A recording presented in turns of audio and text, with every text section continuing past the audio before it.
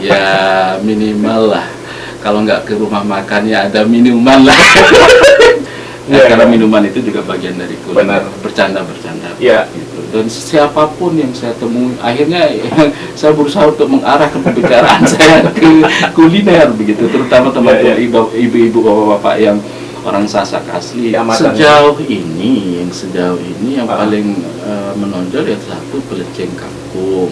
Tapi yang menonjol ke tingkat nasional itu adalah ayam taliwang. Kalau bumbu yang terkenal yang ada di Lombok ini yang saya dengar terutama di Jawa itu yang namanya terasi. Dan narasumber yang menjadi tamu saya untuk sore hari ini sangat istimewa. Beliau adalah Dr. Haji Nuryadi Sayep, SSM Hum. Beliau ini dosen sastra dan budaya FKIP Unram, Universitas Mataram. Kita sapa. Assalamualaikum warahmatullahi wabarakatuh, Pak Dokter. Waalaikumsalam warahmatullahi wabarakatuh. Gimana kabar ini? Alhamdulillah sehat. Ya, beliau ini multi talent ya, kawan. Masih muda, udah doktor, penulis produktif beberapa tema, peneliti juga, seniman dan budayawan. Beliau juga kini jadi pengamat pendidikan, jadi beberapa kawan media juga menelpon beliau meminta pendapat terkait dengan pendidikan di daerah ini. Namun sore hari ini kita ngobrol soal kuliner, warisan lokal go nasional. Karena beliau ini nulis soal kuliner sekarang ini. Tapi kalau nulis kuliner, iman saya kurang kuat ini, harus apa ya, pengen ke rumah makan gitu ya. Ya minimal lah. Kalau nggak ke rumah makan ya ada minuman lah. Karena kuliner itu juga bagian dari minuman itu juga bagian dari kuliner. Benar. Bercanda. Ya. Pertanyaan pertama saya Pak Dokter, ini nulis kuliner apa namanya alasannya? Kan biasanya Pak Dokter ini nulis mengenai yang terkait dengan akademik, kemudian sastra gitu. Monggo. Terima kasih Mas Faris. Selamat siang. Sore ya? Udah sore ini. Selamat sore para pendengar yang budiman. Semoga Anda semua sehat selalu dan berbahagia begitu. Makasih Mas Faris atas undangannya untuk mengajak saya bincang-bincang di tempat yang sangat berbahagia itu di Radio Global FM begitu. Saya menjawab pertanyaannya Mas Faris bahwa saya tertariknya itu bukan karena faktor berawal dari lama. Biasanya kan passion itu kan dibentuk dari lama gitu. Biasanya itu. Tapi ini tertarik mulai menulis itu karena ada ajakan, yang kedua karena ada kesadaran begitu. Karena pertama yang ajakan itu tiba-tiba saya dihubungi oleh lembaga, mohon maaf boleh saya sebut? Boleh. Lembaga GIZ Jerman untuk mencari penulis lokal di NTB khususnya di Lombok ini untuk membahas tentang kuliner. Tujuannya akhirnya GIZ itu menghubungi saya dan bertemu dan minta saya untuk menulis kuliner Sasak ini. Dalam tujuan awalnya adalah untuk membuat sejenis buku saku yang berisi tentang informasi kuliner yang sangat informatif, yang simple tapi ringan begitu, dalam dua bahasa awalnya begitu. Karena tujuannya untuk mendukung pariwisata. Itu waktu itu memang belum ada peristiwa pandemi ini begitu waktu itu, sehingga akhirnya saya pribadi mengiyakan, karena ternyata saya juga baru sadar bahwa ternyata kuliner ini sesuatu yang sangat dekat dengan kehidupan kita, tapi tidak ada yang secara referensi yang lengkap gitu ya, secara komprehensif melihat itu sebagai sebuah budaya. Saya dari kacamata budaya lah saya masuk ke sana. Saya jujur Mas Faris, saya bukan chef seperti yang Anda sebut. Saya ini akademisi dan penulis sastra begitu, khususnya penulis fiksi. begitu. Jadi saya tidak tahu banyak kalau seandainya ditanya tentang apakah Anda pintar masak begini bla bla bla, itu saya bukan chef, saya harus mengakui itu. Tapi atas dasar pintu saya masuk sebagai kesadaran saya dalam melihat kuliner ini, masakan ini tepatnya sebagai sebuah kreativitas tradisi dan budaya, maka kenapa tidak begitu? Kenapa tidak saya mengambil ini dan mencoba untuk menginisiasi, kurang lebih menginisiasi untuk mengambil kesempatan yang ditawarkan oleh GIZ Jerman ini untuk menulis begitu. Atas dasar itulah saya terpacu untuk menulis dan benar-benar menulis dalam arti saya dengan sadar bahwa saya tidak tahu tentang dunia ini gitu. Akhirnya saya benar-benar belajar dan akhirnya menghubungi ibu-ibu. Akhirnya saya mulai tertarik untuk membaca. Di samping saya juga keliling ke beberapa tempat yang sekiranya memiliki kuliner-kuliner yang agak beda namanya. Begitu saya kumpulkan, saya tanya, saya wawancara begitu. Dan siapapun yang saya temui, akhirnya saya berusaha untuk mengarahkan pembicaraan saya ke kuliner begitu, terutama teman-teman ibu-ibu, bapak-bapak yang orang Sasak asli yang itu, saya berusaha untuk mencatat dan seterusnya bagi proses pembuatannya dan tradisi konteks sosial budaya misalnya masakan atau kue dibuat itu pada saat bagaimana itu terus yang saya catat karena dalam bayangan saya ketika saya ditawari untuk menulis buku ini ada 3 hal yang penting yang harus saya tulis. Yang pertama adalah selain nama tentu ya, nama jelas, tetapi yang pertama di balik nama itu adalah bumbunya apa. Bumbunya apa, yang bumbu intinya apa yang harus ada. Kemudian yang kedua, proses pengolahannya seperti apa, cara pemasakannya seperti apa. Yang ketiga, bagi konteks pembuatannya itu pada saat bagaimana, kapan dan penyajiannya seperti apa, untuk apa, begitu. Itu konteks sosial budaya yang harus saya lihat karena ternyata di Sasak ini ada beberapa masakan maupun kue itu dibuat pada konteks-konteks tertentu, tidak dalam setiap waktu itu dibuat pada event-event tertentu, pada masyarakat event peristiwa budaya tertentu, misalnya nasi rasul misalnya.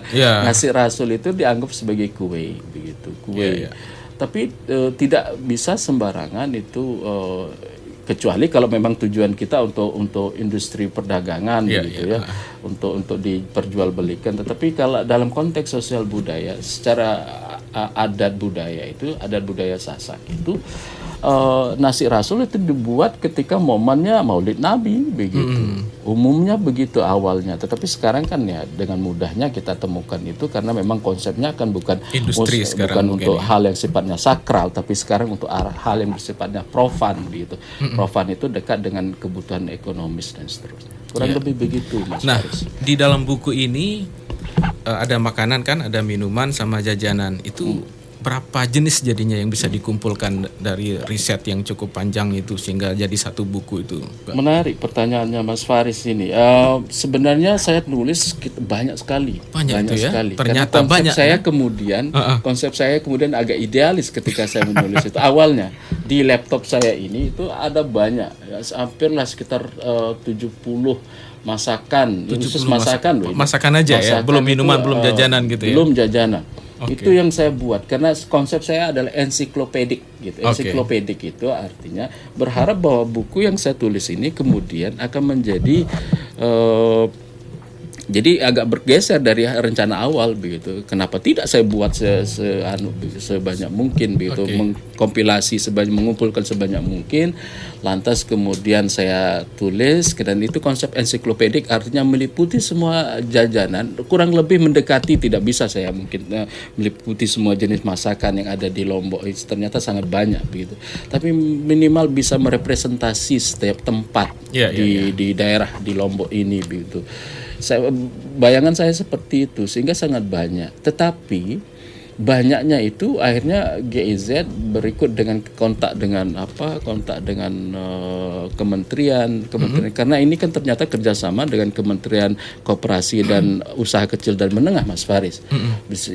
Di samping dengan kerjasama dengan Invest Foundation begitu. Ada 3 kerjasama, ada 3 lembaga besar yang terlibat di sini begitu. Di samping memang juga Pemprov NTB juga karena terlibat juga di situ.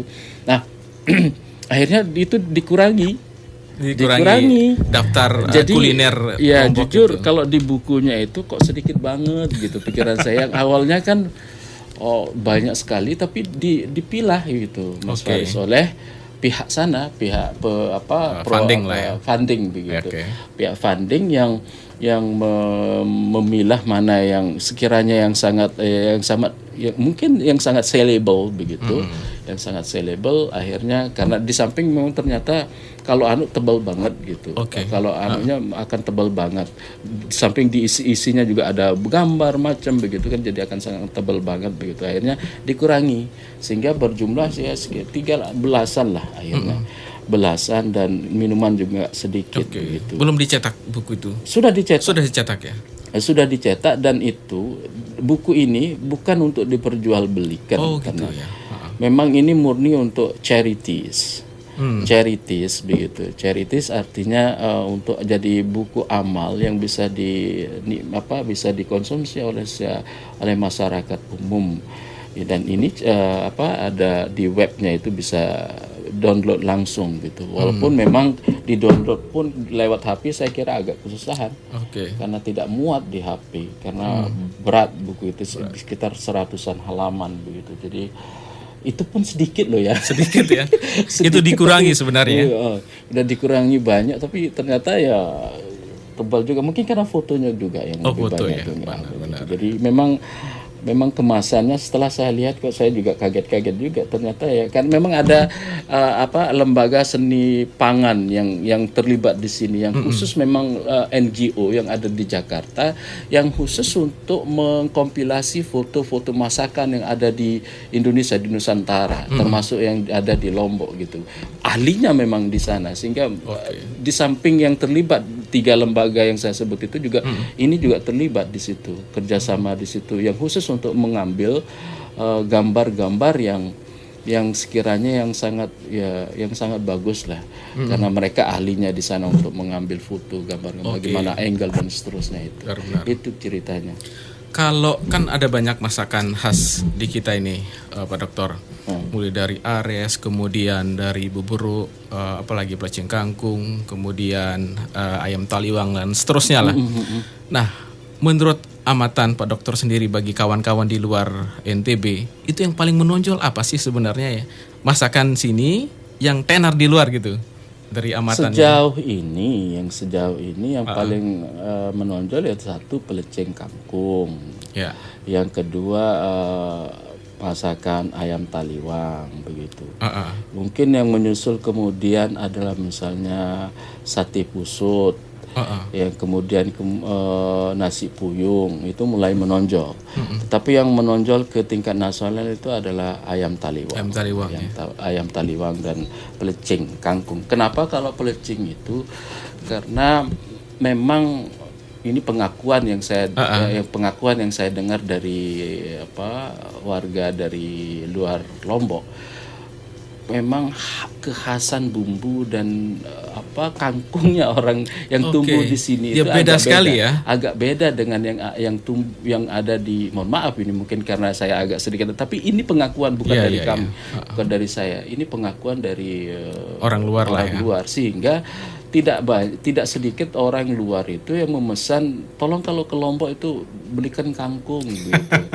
Padahal ada kangkung di luar sebenarnya. Di sana, tapi memang lain khusus untuk gitu. Karena mungkin guratan urat-uratnya lebih atau begitu. Mungkin karena air rinjani kali ya. Mungkin termasuk ya terasinya juga. Gitu. Terasi juga sangat kalau bumbu yang terkenal yang ada di Lombok ini yang saya dengar terutama di Jawa itu yang terasi. Terasi ya.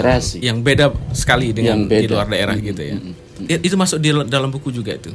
Kalau Kalau itu penjelasan di Pelencing Kangkung ketika proses pembuatan dan konteks sosial budayanya saya jelaskan itu tentang bagaimana peran terasi dan bagaimana kangkung Lombok itu saya walaupun saya tidak jelaskan begitu detail karena saya takut nanti terlalu menonjolkan juga kesannya terlalu, mohon maaf ini terlalu primordialis begitu.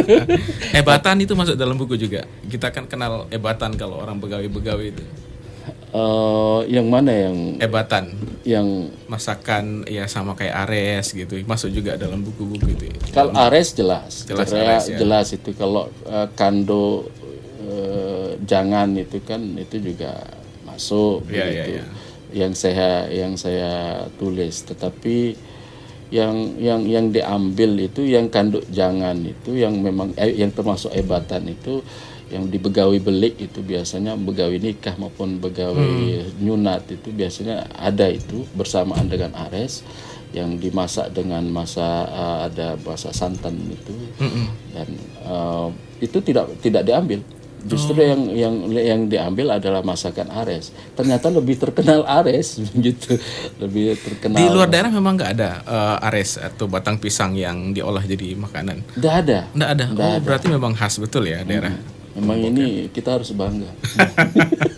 Bangga sebagai orang Sasak. Walaupun di pandangannya Allah ares kok dibangga-banggain gitu kan. Tapi kan khusus gepok ya, pisang gepok, pisang sabu itu kalau nggak salah yang bisa jadi ares. Iya. Tapi diambil juga yang pokoknya pohon pisang semua, asal selama biji isi yang dalamnya itu yang sangat lembut itu jangan di luar-luar dikelupas akhirnya itu yang dipotong-potong. Iya. Jadi supaya tidak keras ya. Benar.